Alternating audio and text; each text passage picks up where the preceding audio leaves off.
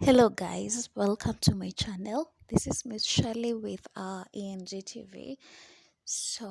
First of all, thank you for everyone who is watching my videos. Thank you for subscribing. If you haven't subscribed, please hit the subscribe button and also feel free to hit the notification button so that you can be notified when I upload a new video.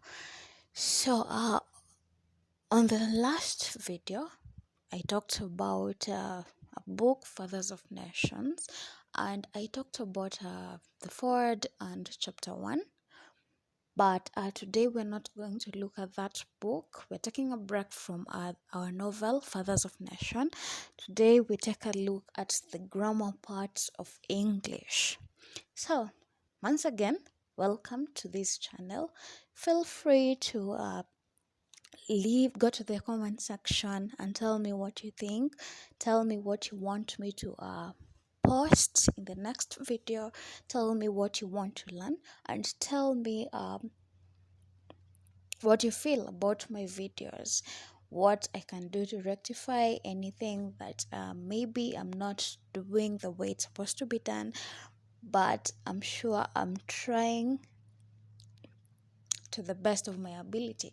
So the reason why I upload these videos is because of my students. Given we're on holiday, I still want them to learn something and not just stay idly at home. Okay, so today's video we're going to talk about the common mistakes students do in grammar. So this applies to students learning English as a second language. So I'm going to use a few pairs of words that are commonly confused by the learners. So the first pair of words, we have your and your as written on the screen. So the first your is a possessive pronoun. An example of the same is your book is on the table, just as I've written on the screen. In this case, your book, that shows possession. Possession means or shows ownership. So that is the use of your book. Your, a possessive pronoun. And then the second one, your, that is the contracted form of you are. Yeah, the contracted form of you are. So you're not supposed to confuse the two. Don't use your in place where you're supposed to use your, and don't use your where you're supposed to use your. So your is a contracted form of you are as written on the screen, and I've given an example. You are a student. When you write you are a student, to contract it, or the short form of the same is you are a student. So in that case, here is just the short form or the contracted form. So let's take a minute to internalize that. The use of your and your. Your, the first your, as written on the screen, is a possessive pronoun, and then the second one is the contracted form of you are. I've given examples. Look at them. Take a minute, a few seconds to look at them. Your book is on the table, and the second, and you are a student. Okay, so the next pair of words, we have the words effect and affect. Okay, these words are, I've seen a few of my students confusing these two words, where they're supposed to write effect, the writing affect, and where they're supposed to write affect, they end up writing effect. But there's no problem with that. We're here to learn, and learning is a process. Now, what's the difference between effects and affect? So first of all, as written on the screen, I've written that effect is a noun. Effect is a noun, and it means the end result. Effect is a noun and it means the end result. So that literally means a consequence. So I've written an example. The speech had a positive effect on the students. The speech had a positive effects on the students. So in this case, effect has been used as a naming word. We refer to naming words as nouns. So kindly take a minute to look at that example, and I'm sure you can also come up with your own example. So the second word we have affect. Affect is a verb. A verb implies an action or a doing. Yeah, that means a verb is a doing word. So effect a noun, affect is a verb. Effect, with nouns we stress the first part, with verbs the second part. So a good example, the speech will positively affect the students, or the weather can greatly affect your mood. Okay, so that's it on affect and effect. I hope you learned something. So the third pair, I had lose and lose. So please take a minute to look at the spellings of the lose and lose we're talking about. So the first lose is an adjective. The first lose is an adjective. Take a look. The adjective has double O. So lose is an adjective. An adjective is a word that is used to modify a noun. So lose means, the first lose means not tight. For example, I've given an example in sentence. My shirt is a bit loose after losing weight. My shirt is a bit loose after losing weight. First lose is an adjective, but when you consider the second losing on the same sentence, that's a verb. Okay, so let's take a look at the second lose. And I've written on the screen, I've written that is used as a verb. It means to misplace something. Lose, the second one, is used as a verb. The lose with double O is used as an adjective. Lose with a single O is used as a verb. So it means to misplace something. The lose with a single O.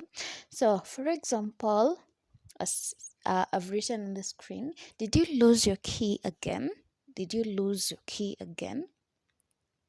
Second example, our team might lose the game if we don't focus.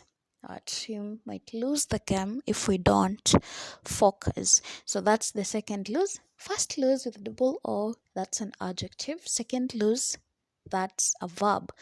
Okay, so let's go to the next pair. We have the words I and me.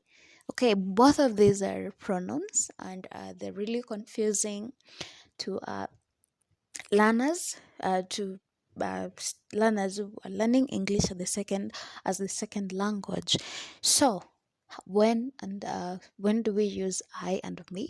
So first of all, let us look at I. I is a subjective pronoun. Let's take note of that. I is a subjective pronoun.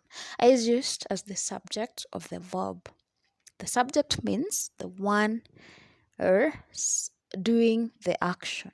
So for example, I made dinner for everyone. I there has been used as the subject of the sentence. Example 2, my friend and I are going to the movies. So in that case, my friend and I has also been used as the subject. How will you know that it's also the subject? You omit that part that is written, my friend. You will have I'm going to the movie. So I is also the subjective part of that sentence. Next part, we look at me. Me is used as an objective pronoun. So me is used when the action is happening to you. An object is something that is affected by the action. So for example, the teacher gave me extra homework. The teacher gave me extra homework. And example 2, can you send the report to John and me? Can you send the report to John and me? So you'll notice that the subject will always come before the verb, and the object will always come after the verb, and that is the action. So I hope you've found out the difference between the use of I and me. Okay, so let's go on to the next pair of words. We have who and whom. These two words are also commonly confused, so we will go on and start with the word who. As written on the screen, who is a subject pronoun. Who is a subject pronoun. Subject performs the action. So, for example, who, that is a subject of the sentence, and then whom is the object in the sentence. So let's begin to take note of that. Okay, so who is used as the subject of a sentence. So as written on the screen, I've written she is the one who made the presentation. So in this case, who has been used as the subject of the sentence. And then when you look at whom is used as the object of the sentence. So an object receives an action. So example in sentence, to whom did you send the letter? Example 2, the person whom you called is not available. So once again, take a minute to look at the differences between who and whom. Who as the subject, whom as the object. Mostly when using whom, you'll find that you mostly need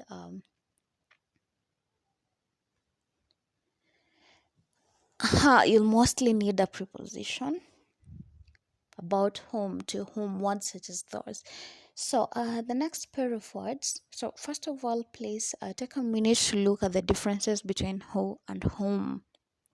Okay, so the next pair of words, we have the words less and fewer. The words are less and fewer. So we'll start off with the word less. Where are you supposed to use the word less? So less is used with uncountable nouns. Uncountable nouns are those nouns that cannot be placed in the singular and plural forms. A good example, as written on the screen, is a noun such as water. Water is an uncountable noun. So in that case, that is when we get to use less. Example in sentence, I've written, there is less water. And example 2, I have less patience. There is less water. I have less patience. Okay, so that's the use of less. Use less with uncountable nouns. An example of an uncountable noun is water. Example 2, I've written patience. So number 2, we look at fewer. Fewer is used with countable nouns. Less with uncountable, but fewer with countable nouns. So what's an example of a countable noun? Something that you can count, something that can be placed in the plural, singular and plural forms. Example in sentence, I've written, there are fewer students in class today. There are fewer students in class today. And example 2, I've written, we have fewer apples than last week. So in this case, students and apples can be counted, so you refer to them as countable nouns. And then water and patience are non-count nouns or uncountable nouns. Take a minute to look at the differences between less and fewer. So the next pair of words, we have the words literally and figuratively. When are you supposed to use literally and when are you supposed to use figuratively? So literally means something happening exactly as stated. Something happening exactly as stated. For example, I literally ran 10 miles today. I literally ran 10 miles today. That means I actually ran 10 miles. So literally is used when you refer to something that happened exactly as stated. Example 2, she literally jumped when she heard the news.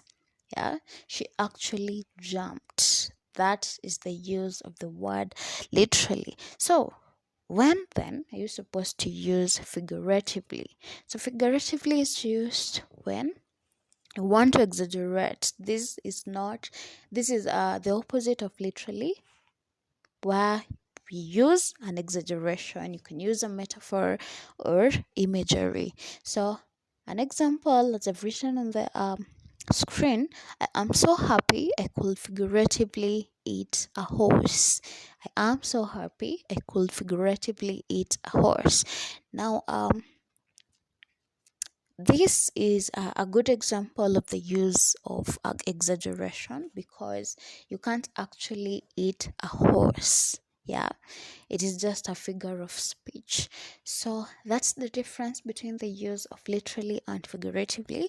I hope you've understood with the few examples I've used. So literally, something that happens exactly as stated. Figuratively, that is mostly an exaggeration, the opposite of literally. So the next pair of words I have: regardless and irregardless. Regardless and irregardless. So in this case, regardless means despite something. Something will happen no matter what. Yeah, so I've written an example: we will go to the beach regardless of the weather.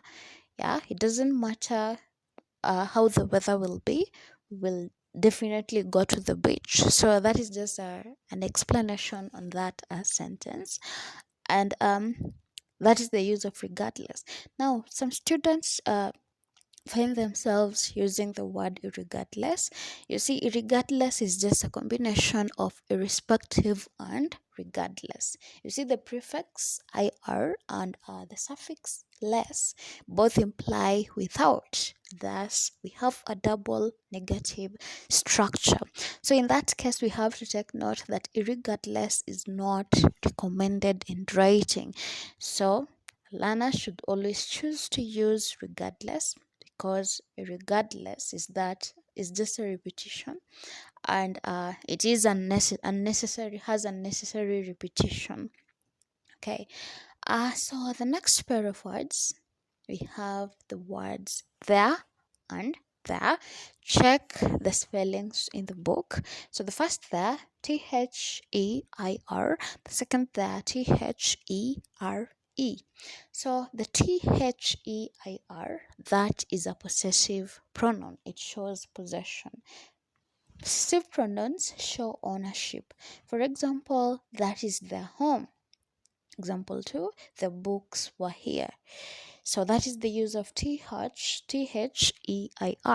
What about the second there? The second there, that is There, is a demonstrative pronoun. A demonstrative pronoun shows the position of something from the person speaking or the speaker. So a good example, as written on the screen: I had it here, but it was moved there. I've underlined there. Take note of the spelling. It's There, a demonstrative. It demonstrates. The second example, there is your ball. Again, demonstrative, There. I hope you've noticed the differences between the first there, Their, and the second there, There. Okay. So the next pair of words, we have the words then and than. Then and than. When are you supposed to use then, and when are you supposed to use than? So let's take a look at the word. So then is used to indicate time, the time something happened. Then is used to indicate a time. That means the time something happened. In this case, something happened at a time before now.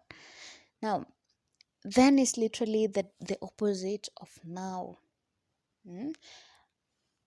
I need my book now. Say that in reported speech. You will say, she said she needed the book then. Then is the opposite of now. Now, an example in sentence, what were you doing then? As written on the screen, what were you doing then? The second example, she was asked where she was then. She was asked where she was then. Okay, so I hope you've taken note of the use of then. That means it is used to indicate time. So the second word we have than. How are you supposed to use than? Than is used to show comparison.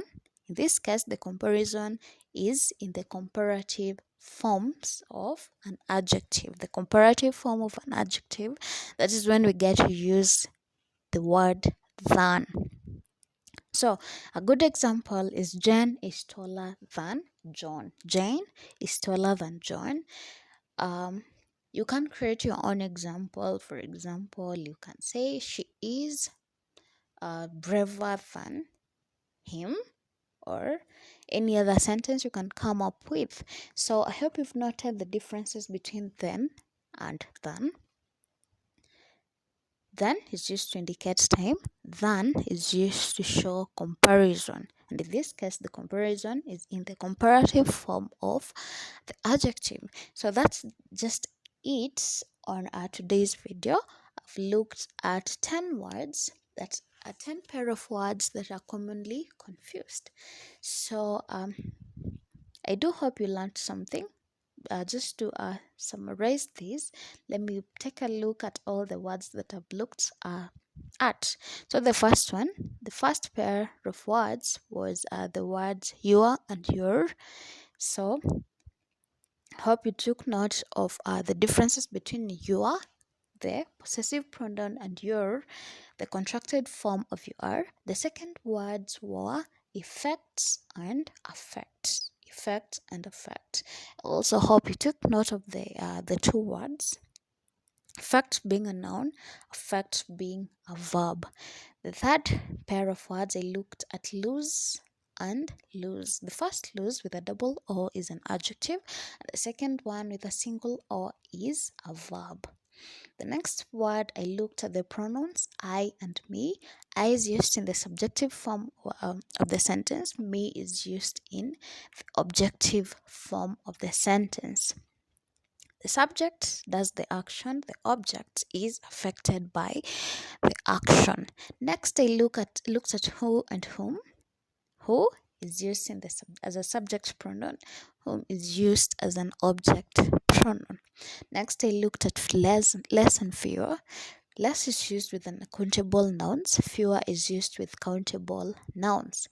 Next, I looked at literally and figuratively. I said literally means something happening exactly as it is. Figuratively is an exaggeration. On regardless and irregardless, we took note that regardless is not recommended. And then there, one is a possessive, another is a demonstrative. Then and then, one shows time, the other comparison. So thank you so much for watching. Please like, comment, and subscribe. Please leave a comment, tell me what you think about this video, and I do hope you learned something in today's video. So hope we'll meet in the next one. Thank you so much for getting to this point. The next video, I'll prepare something else, and I hope we will learn together. This video is meant to help